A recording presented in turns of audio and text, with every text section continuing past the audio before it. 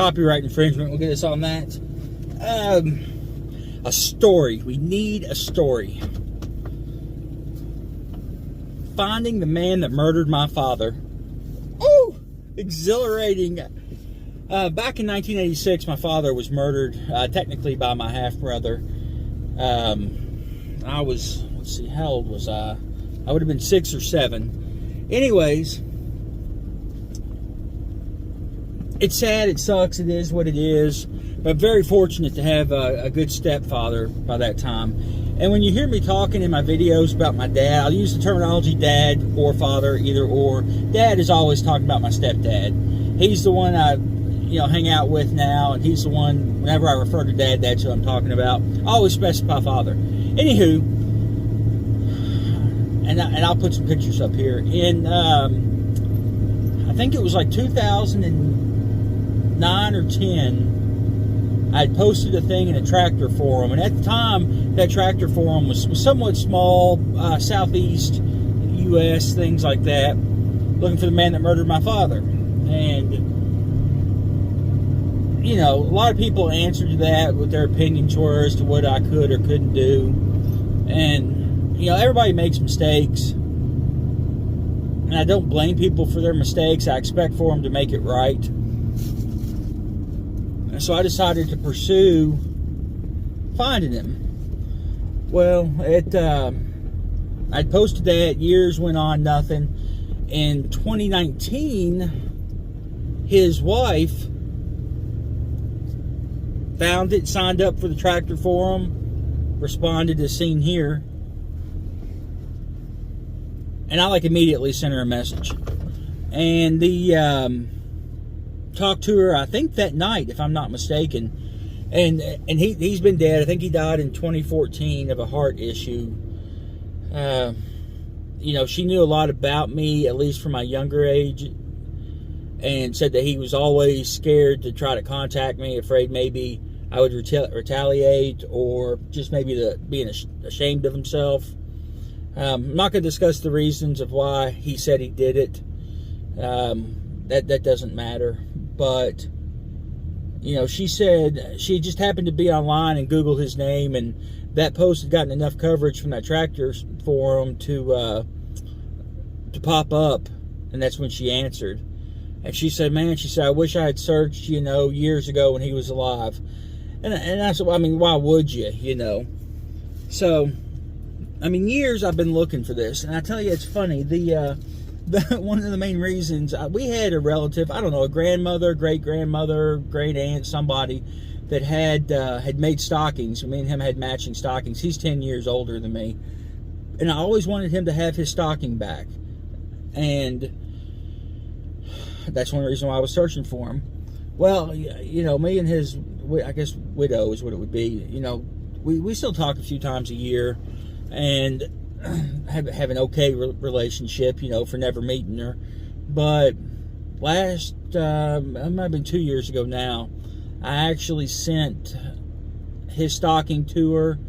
I sent one of our grandfather's pocket watches. I've got several. I sent one of those because he raised his son, or my brother raised her son as his own since he was little, and I thought, he would like to maybe have some sort of family, heirloom, I guess, to carry on. So I sent the stocking, that pocket watch, and a couple bottles of L8. L8 is a local drink here in Kentucky. Horse piss and creek waters, what a lot of us call it. It's a ginger ale based thing, but she had always said that my brother had always spoken of L8 and bluegrass. So I sent that, just kind of a Christmas care package. And, she and her son, gave him the pocket watch. She took the stocking, and they sat and reminisced a little bit, drinking the L8s. So it was kind of a cool little story. But it just boggles my mind that, that I was able to find him after all these years. I really, really wish I could have found him and, maybe had a relationship with him. Yeah, killing somebody's a big deal, but maybe he had a valid reason. I've got to fix this headliner. Maybe he had a valid reason, at least in his eyes. But like I say, I'm not going to discuss the reasoning behind what he told her and all that good stuff, because it doesn't matter. Something else about that, Bairlea Farm, which is what I recently changed the channel name to, and actually what the original channel name was, I think back like 10 or 12 years ago. Kind of like a big circle of life going on with my emotions and feelings and my task in life. But anyways, I've got, I think, one bucket left that has his original logo, Bairlea Farm, Lexington, Kentucky. It's got the a cow, Angus, I'm assuming is what he had, as the logo. Well, I'm not much into beef cattle, so I switched it over and did the Bairlea Farm Georgetown with the chicken. But I found out that when you start wanting like t-shirts and hats and stuff made with logos, colors, textures, that kind of stuff, kind of messes with, you know, getting that stuff done. So I decided to do another logo that, like I said, I'm focusing on produce mainly and vegetables, kind of a homestead, to go with my homesteading. And I think that my new logo will kind of cover all that. I've got it on a red background for stuff like the icon for the YouTube channel, and I've also got Bairlea Farm Facebook. I've had that going on forever, but you can take the red background and the other image. It's good for embroidery. I've already checked on some hats or beanies, you know, whatever, just some stuff like that, just to test it to be sure it was of good color. So it's kind of just a little history on the logos, and you know, as you can tell by the pictures, they have changed a little bit.